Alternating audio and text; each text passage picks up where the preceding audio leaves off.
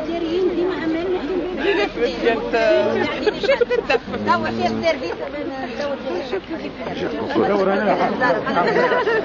انا نشجعك بالحق.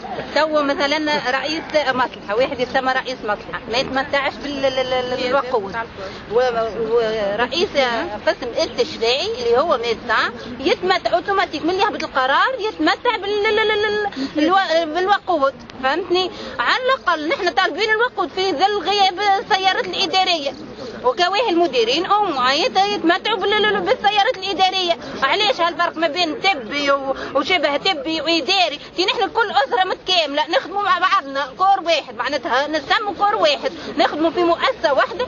وأمبليس الامتيازات في المستشفيات الجهويه ماهيش كيف المؤسسات العموميه اللي هي لي زي بي اس. شيف سيرفيس يتمتع بكهرباء، الاداريين يتمتعوا عنهم امتيازات، وزاره الفلاحه كاتب تصرف عنده كهرباء يدور به. وعلاش نحن عندنا ديستركتير، عندنا اللي هي مركز التوليد وعندنا المستشفى الجهوي بعاد على بعضهم حكايه قريب 3 كيلومتر. معناتها واحد باش يتنقل من بلاصه لبلاصه ما عندوش كهرباء باش يتنقل به، باش يستحق في الاداره باش نستحقوا كهرباء ما عندناش كهرباء. اقل كهرباء عمرها 14 سنه نهار كامل نحن نصلي، وعندنا معناتها عراقيل مع مراقب المصاريف باش تصلح كهرباء. يعني لا المدير عنده كهرباء، لا السيرفيس عنده كهرباء، لا كعيد المدير عنده كهرباء، لا حد شيء. صراحه ديما الاداريين يمشيوا لكينا. اسبابها انه وقع اتفاقيه ما بين اتحاد الشغل والحكومه وباش يفعلوا قانون اساسي للاطار الشبه طبي والاداريين وكل استثناء الاداريين. ماناش عارفين علاش نحن، بالرغم من انها كانت تمشي الاول انها باش يحطوا في القانون، رغم كذا ما نعرفش علاش استثناء وما نعرفش. سي عبد الحق العبيد، انت ممثله النقابه نتاع الصحه في باش. انت ماكش باش نسالك نفس السؤال، مش نسالك سؤال. بما أن النقابة تهتم بمشاكل الإطار الصحي والشبه الصحي نحب نسألك أنا، أسكن النقابة عندها الحق باش تدخل في مشاكل الصحة اللي تمس مباشرة المواطن؟ معناها بلغة أخرى زعما المجتمع المدني يتمنى نهار يشوف وقفة كما هكا على الوضع الصحي وعلى ظروف العمل وعلى ظروف المواطن وظروف المستشفيات نتاعنا. بالنسبة للعمل الصحي بصفة عامة كإداريين وكذا، المجتمع المدني يلزموا يقوموا معنا، على خاطر ما فماش حاجة لا تعليم ولا فلاحة حتى شيء ما تخدم كان صحة البشر. وهذه صحة البشر اللي كلنا نحبوا الكور ميديكال وباراميديكال والناس الكل والإداريين الكلها تتمتع بحقوقها اللي موجودة، لأنهم قاعدين يقدموا في خدمات كبيرة لهالمجتمع هذا. ونحن اليوم كي نجيو كما في اتفاقية بين الاتحاد العام التونسي للشغل والوزارة، هذا ما يبين حتى الوزاره الجديده اللي قاعده تخدم ديما تعمل في استثناءات اون سي با بوركوا، الوغ كو يلزمنا نحن نقفوا معها والناس الكل. وهذا دليل قاطع بانه 14 وثوره 14 مازالت متواصله طونك التحسينات اللي باش تكون للاعوان الصحه والقطاعات الكل ماهيش تامه، ونحن مواصلين في النمط هذا مهما كانت التكاليف. نستغل الفرصه انتم اداريين، نحب نسال شكون نجم يجاوبني على تبع الاختصاص في باجة. فماشي جديد، شكون نجم يجاوب؟ نجاوبوك بالنسبه لون دي شوز اللي واحد خدمنا ما خدناش حقوق، فرق كبير. هذوك ما حموش يخدم، احنا خدمنا ما خدناش حقوق، ها الفرق. فهمت ولا لا؟ احنا الاداريين بصفه عامه سيتو الاطارات، مش نتكلم بحكم انا ننتمي ليه، مع احتراماتي بالطبع لكل الاسلاك وكل الدرجات الاداريه. انا واحد من الاداريين لحد الان قاعدين معناها كويزين انترن تصنع فيها مظالم، راهو لا سبيل اليه. رانا واقفين يد واحده كاداريين باش نعطيو ابسط الحقوق لهالمسؤولين هذوما، بليتو للاعوان، باش في التعامل مع المسؤولين. يعني ما فهمناش الحوار الصحيح اللي يخلينا باش نتقدم.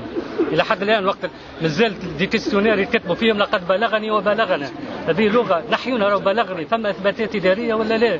انت كمسؤول ولا غيره؟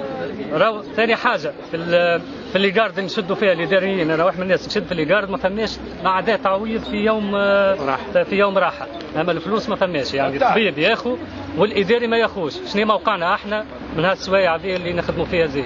باهي نشوفوا غياب السيد مدير المستشفى مش موجود معكم، معناها ماهوش انتريسي بالحكايه هذه. نورمالمون هو يكون موجود الاولاني هكا ولا؟ مدير المستشفى هو انتريسي بالحكايه، وحتى هو زاد حقوقه مهضومه كيف وكيف اي اداري غير هو. نحن حتى في الوقفه هذه لازمنا نامنوا العمل بالمؤسسه. داكور. يامن في العمل. يعطيكم الصحه. بالنسبه للاطباء الاختصاص هذه المشكله ما تهمش كان الاعوان الصحه باداريهم والكل، هذه تهم مدينه باجه والمجتمع المدني نتاع باجه. اذا كان اليوم قلناها ونعاودوها ونزيدوا نبلغوا للوزير الجديد اللي موجود، اذا كان عندنا ان اباري نتاع سكانير اللي هو بالملايين وقاعده تاكل فيه الغبره سي انادميسيبل. هذه اللي يلزم يحس بها سي الوزير الجديد ولا قبله ولا اللي باش يجي بعده، لان مدينه باجه والباجيه محتاجين لحاجه كيف هكا. لاباري موجوده بقيمتها الماليه كبيره واختصاص 700 مليون، والاختصاص اللي يلزمه يكون، والاختصاص شيء بكي في مدينه باجه،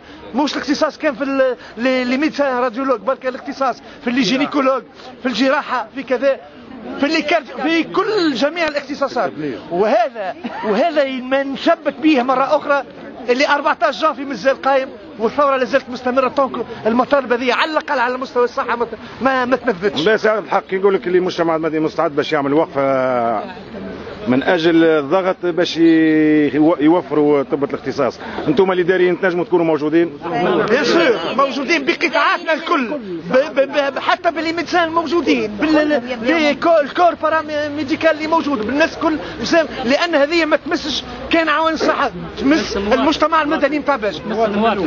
حبيت نسال على المقاييس نتاع معناتها المناظرات نتاع الداخليه اللي عديناهم احنا من كاتب تصرف سلك اداري مشترك، عملناه على اساس قالوا باش ياخذونا على مدة 3 سنين، كل عام ياخذوا 34 سنه، اذا بهم سنه خذوا 17 واحد، 14 ينجحوا من الاداره المركزيه نتاع وزاره الصحه، 14 في ملحق، احنا تابعين سلك اداري مشترك، وثلاثه من صفاقس، اندراج جهات معناتها الجمهوريه كلها، معناش الحق احنا معناتها في النجاح هذايا معناتها لا كيستيون بالحق معناتها ساسبوز. وانا حبيت المطلب نحطه معناتها بالرئاسه معناتها الوزير الجديد، حبيت نقدم المطلب ونحطه باش نشوف كيفاش المقاييس اللي صارت معناتها في الاختبارات هذه الكتابيه اللي صارت سيغ دوسيي.